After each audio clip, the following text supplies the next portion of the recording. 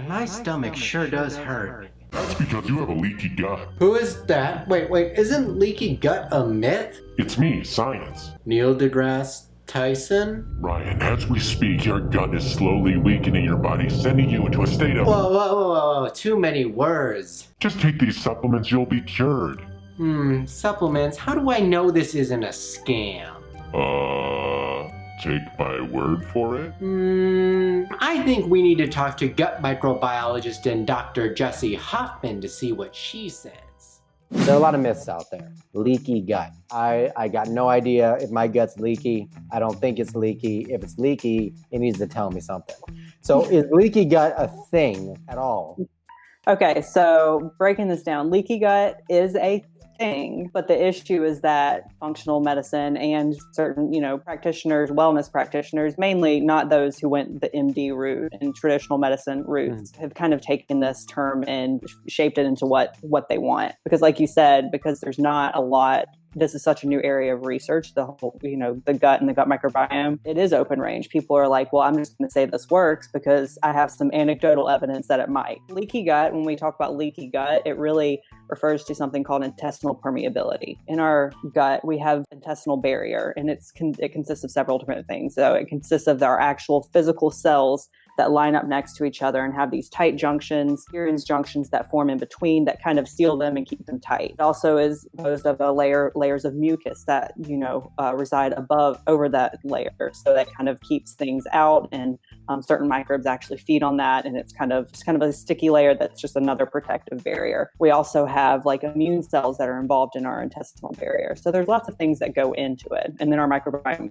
could be considered as well. What leaky gut really means is that, and some disturbance in that, whether you have some sort of degradation of mucus. What most people talk about when they talk about leaky gut is those cells kind of separating a little bit. Prefer to call that intestinal permeability because it's a more scientific term, and leaky gut has kind of been run with by people that don't really understand it. It's a more scary term to say that your gut's leaky than you just have a little bit of intestinal permeability. Well, I think that's probably partially on purpose. Yeah, it is, because it's like, oh, you have a leaky gut, and not to mention they tell you that all these certain symptoms are associated with leaky gut that are like, oh, you have headaches, or you're fatigued, you've got brain fog, you've got a little bit of bloating, and they say that these are indicative of leaky gut. Well, that's very convenient because we all experience that at some point in time. We all experience, some headaches every now and then, and it's like, oh, well, if you could just tell me I have a leaky gut, then that explains it all, and you have a supplement that fixes it, great. I'll take it. I'll spend lots of money. Like they create the problem for you and then also sell the solution. So something important to talk about there is there are no really symptoms as of right now of leaky gut. Abdominal pain, things like that are not something that you would feel from that. Like brain fog and fatigue there's no evidence that that's a thing. I will change my mind if that becomes a thing, but that's a very hard thing to study, and it's kind of like a scapegoat. Like everybody feels fatigue at some point. So there's no symptoms, yet they'll tell you there's symptoms. When we actually look at measuring it, it's not a real diagnosis because there's no diagnostic test that's like the gold standard and validated. There are tests we can use that look at various components of the intestinal barrier and look at the permeability of that, but those have not been verified as diagnostic tools. They're just a way to look at intestinal permeability. And intestinal permeability can be fluid throughout our life. So there are certain things that can transiently increase our intestinal permeability, and then it goes back to normal. Certain medications can disrupt our increase intestinal permeability, and then it'll probably go back to normal after you take it. And there are even conditions that increase it.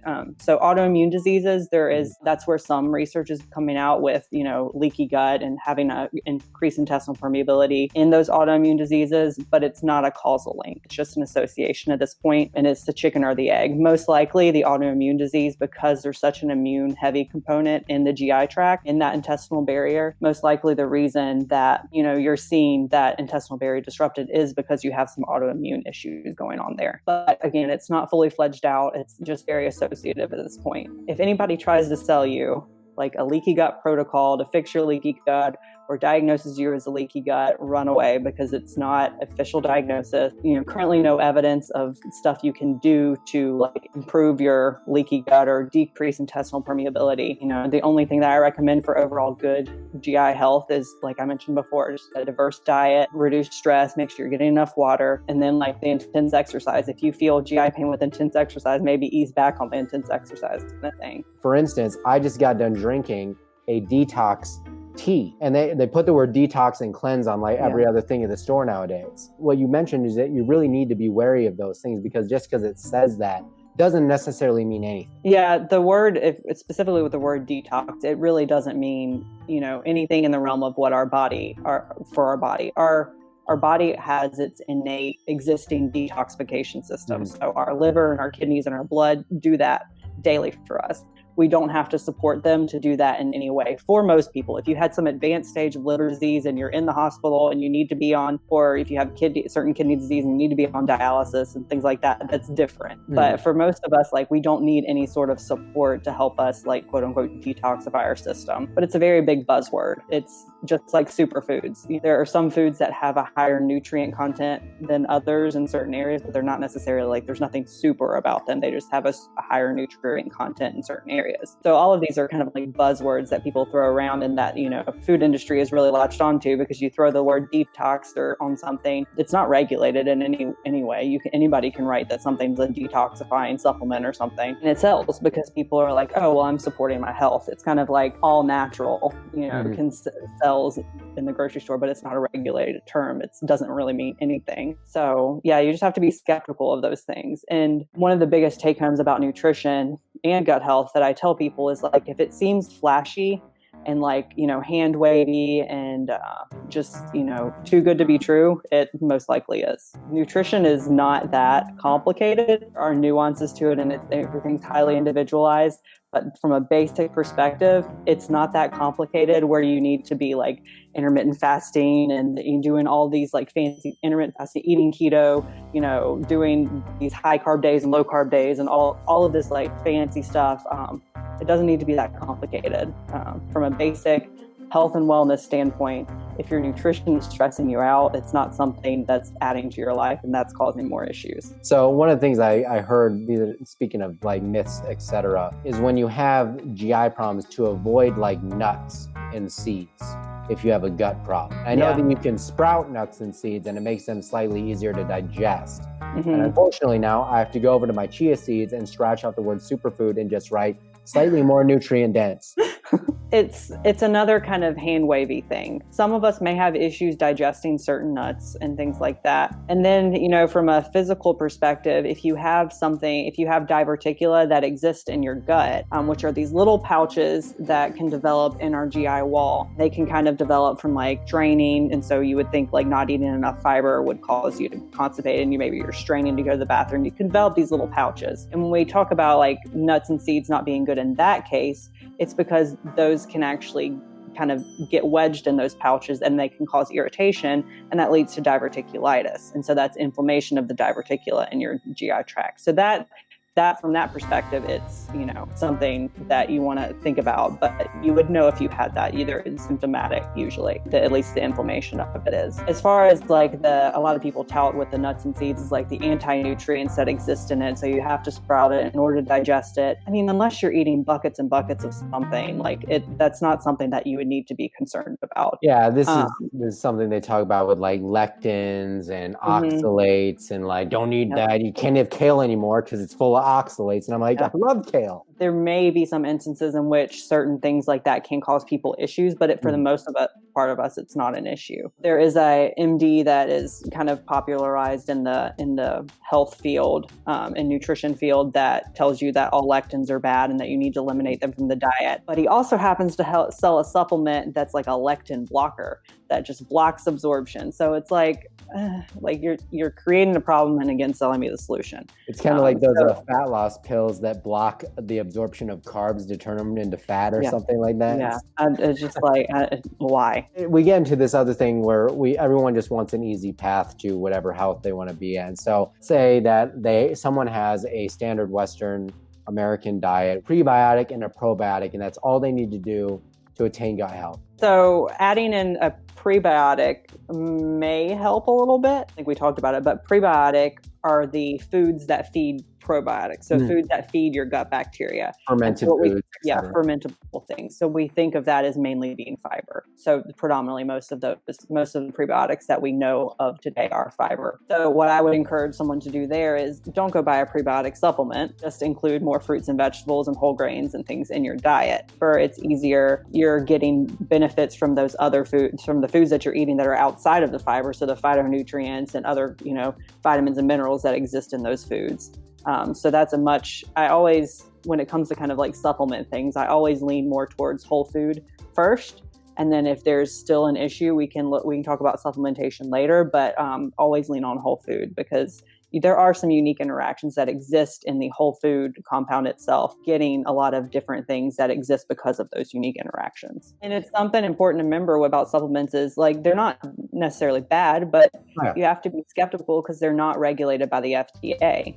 So they can pretty much say what's in there, what they want it to be in there. And it only really comes into question if someone files a lawsuit and then the FDA has to look into it further. Be wary of those kind of things. Look for like third-party testing, third-party lab testing in certain supplements if you do choose to take supplements. You don't really have to verify that your broccoli is going to have the nutrients that broccoli has. There may be differences in nutrient content of certain broccolis depending on where it was grown and things like that. But for the big perspective, it's going to be very similar to, all broccoli. Amongst those things, there are also a bunch of fads that are kind of pushed out onto the community. And there are some like crazy ones, such as like the carnivore diet. I would love to see research on the carnivore diet. I don't really know of any that's existing yet. It's of the fad diets. It's one of the newer kids on the block. Apparently people have been doing it for years, but it's just now getting, popularity in mainstream media and kind of the fad community. My gut instinct, pun not intended, but is that because a carnivore diet is just meat-based and protein-based, you are not including what we would call micro-accessible carbohydrates. So any sort of fibers or things that can be fermented by the gut microbiome. So I would have a hard time believing that it would support gut health when you're not giving those microbes certain nutrients that they are known to thrive on.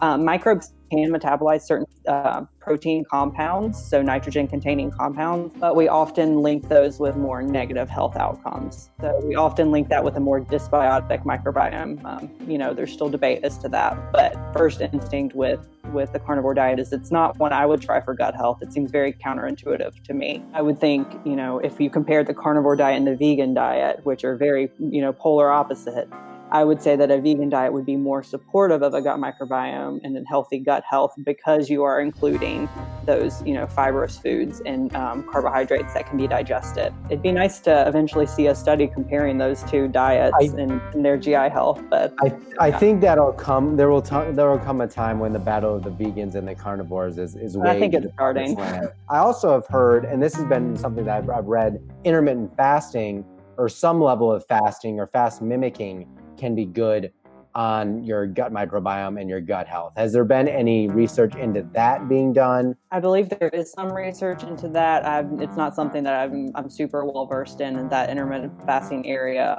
But a lot of people tout the idea that you need this like gut reset and you need to fast to give your, gut a reset. But logically, most of us are giving ourselves that digestive break between meals. You eat breakfast, you eat lunch, you eat dinner, you maybe eat some snacks in between, but you're having breaks in between. So you are having those windows where your GI system is not, working, all the time. So that argument I don't really, agree with because you are getting those natural breaks. You sleep overnight, you get kind of that, GI rest there. So there's not really evidence that we need to like intermittent fast to kind of reset our gut. Currently feel physically better because they're feeling a sense of emptiness and not fullness. And so they're like, oh, I feel, less bloated when they just mean they're less full. So they take that as like, oh, my gut health's better when logically you're just, your stomach and your gut are empty. I don't think intermittent fasting is something that I would ever do. And I don't think the research is strong enough to suggest that we all should be doing it at this point. Always willing to change my mind, but and I think some people are more.